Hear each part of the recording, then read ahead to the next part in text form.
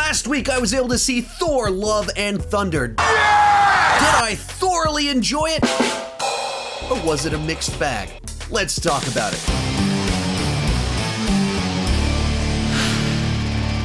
Hi, my name is Sean, and I love to talk about movies and TV way too much. With that in mind, go ahead and join me down below in the comment section. Share your thoughts on Thor, Love, and Thunder. This is a spoiler-free review, so if you want to talk specifics, put up a spoiler warning first. Now, going into this movie, I had quite a few reservations right off the bat. The idea of giving Jane the powers of Thor immediately raised some red flags for me. I don't like it when every character becomes a superhero, so the idea of Thor's girlfriend becoming Thor and getting the powers of a space god, red flags all over the place for that. And then the trailers themselves felt like they were leaning too far into the comedy. I really liked Thor Ragnarok and what Taika Waititi did with that movie, but this felt like they just took all the restraints off and went full-blown into the comedy territory, and I wasn't sure how that was going to mix well with what looked like a much darker villain in Gorr. So I did have some reservations going into this film. I got a bad feeling about this. Did it win me over? Let's get started with my review. And usually with my movie reviews, I divide them into the good, the mixed, and the bad. But with this movie, I kind of feel like everything falls into that mixed category. So you kind of know where I fall on this movie already, but I don't even know if I'm gonna go positive or negative with my final review. Can't wait till I get to the end of this review so I can find out for myself. And the first thing you have to talk about with this movie is the comedy, and I think audiences are gonna split over the comedy in this film. One group of people is gonna say, wow, that movie was hilarious. What more could you ask for? I think it went really well. And the other half is gonna say, sure, I laughed, but at what expense? Are you not entertained? And that's essentially where I'm at. Did this movie make me laugh out loud from beginning to end? Yeah, it did, but it did it at the expense of almost everything. The drama, the tone, story credibility, character consistency, and in doing so, this felt to me like a spoof or parody of Thor instead of as a proper Thor film. And had this been a spoof or parody of Thor, I probably would have enjoyed it an awful lot more, but because it's not, the whole thing felt very cheap to me.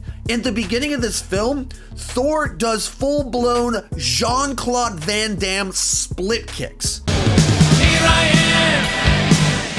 If you saw that in the trailer and went, that's hilarious, I can't wait to see that, you're probably gonna love this movie. I saw that in the trailer and went, oh no, they're just getting too silly, too goofy, and that's what the whole movie is. Does it put a smile on my face to see the image of Chris Hemsworth doing Jean-Claude Van Damme split kicks? Yeah, of course it does. Do I feel cheap and dirty that I'm laughing at Thor doing that? Yeah, because it's not consistent with the character that was set up in the first Thor movie. And it's not just Thor. The treatment of Zeus is he's just this cartoonish character who literally walks around with a prop of a lightning bolt like it came out of the movie Hercules in New York. And it's a major point in the movie, this cheap looking prop of a lightning bolt. He's just played entirely for laughs. One of the running gags in the movie are these shrieking goats that just keep screaming. It's funny the first time it happens, but it keeps happening. And that's why I think this is gonna absolutely divide audiences. One group of people, they just wanna laugh, and you're gonna get that. And another group of people are gonna go, why did you do this to Thor? Why did you go so low with the character? And unfortunately, that's the way I felt about this movie. Next thing to talk about here is Jane Foster, Mighty Thor, and once again, this is kind of mixed for me. On the one hand, the treatment of the Jane character I thought was actually really good. That they made the relationship between Jane and Thor much more realistic. Even though it plays some of it for laughs, you buy into their relationship and it kind of gives a backstory of kind of what went on, how things kind of fell apart a little bit, and you actually see chemistry between the two of them. There's banter, there's fun. It's a much more believable relationship, but more importantly, the journey that Jane is on that kind of brings her into this story and everything kind of going on with her, has a lot of emotional weight to it, and I think that's what elevates the love story as well. So the actual Jane story and relationship with Thor, the love part of the title of this, I thought worked rather well, and it's the best use by far of Natalie Portman in this franchise that we've gotten up to this point in time. But then we have Jane as Mighty Thor, her gaining the powers of a god of thunder. And when she's in the role, she's actually kind of fun. She can be a little bit funny, and it works well enough when they're playing scenes, but the rationale for how she actually gets the powers themselves just felt like they were making stuff up as they went along. Like the actual thing when they reveal, how did this happen? Why did this happen exactly? I went, really? That's the best you can come up with? Nick, I'm very disappointed. And once again, that ties into, if this was a parody of Thor, if this was satire of Thor, I wouldn't be bothered by them inventing new rules and new powers and having silly explanations for why things are taking place, because it's just supposed to be a comedy. But when you want me to take your story seriously, when it's actually an addition to the MCU, I need something better than what this movie gives us for the reason that she's able to gain the powers of Thor. So it was very mixed for me, because on the one hand, Jane in this film and even her as Mighty Thor worked much better than I was expecting, but the explanation for how she gained the powers was potentially much worse and made less sense than I was expecting. Other one to talk about here is Christian Bale's Gorr the God Butcher, our villain here, and I think everything they did with Gorr worked and was really good. I just feel like they put him in the wrong movie. Or they needed to have a longer movie to fully flesh him out, because they give him an interesting motivation for why he's on this quest, as well as what amplifies the motivation that he does have. He's very creepy in certain scenes, and what he does is very unsettling.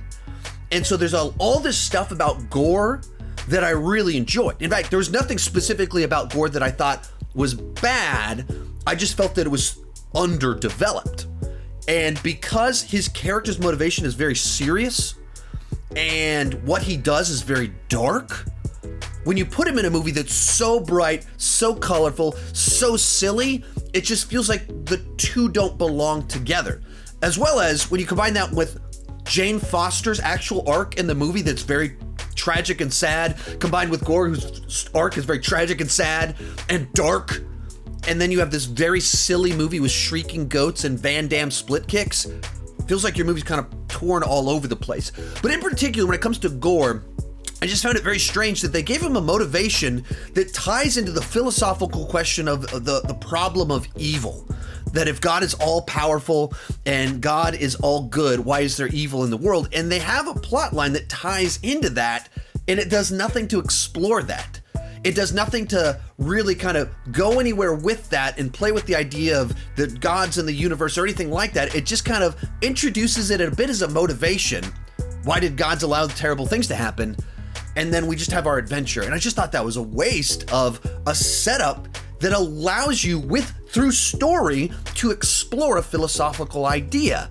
And a big part of that, it's only 2 hours long, and we're focused so much on shrieking goats and our love story that Gorr doesn't get as much time in the spotlight as you would want when you get Christian Bale having this creepy villain there, but he's in the wrong movie that doesn't have a long enough runtime. And I don't know if anyone else has brought this up, but there was several things about Gorr, the opening sequence, and a bit of the quest that he's on that reminded me of Star Trek V, The Final Frontier. How dare you! And that isn't meant to be that this is a criticism of this film, but the look of Gorr, the look of the opening scene, and what he's doing later in the film, very Star Trek V. So I'm a little bit late to posting my review, and the critical reactions to this film have kind of been all over the place. A bunch of the initial Twitter reactions were just people raving that it's one of the best MCU films to date, but the Rotten Tomatoes score is one of the, I think, bottom 5 lowest MCU films as of this moment.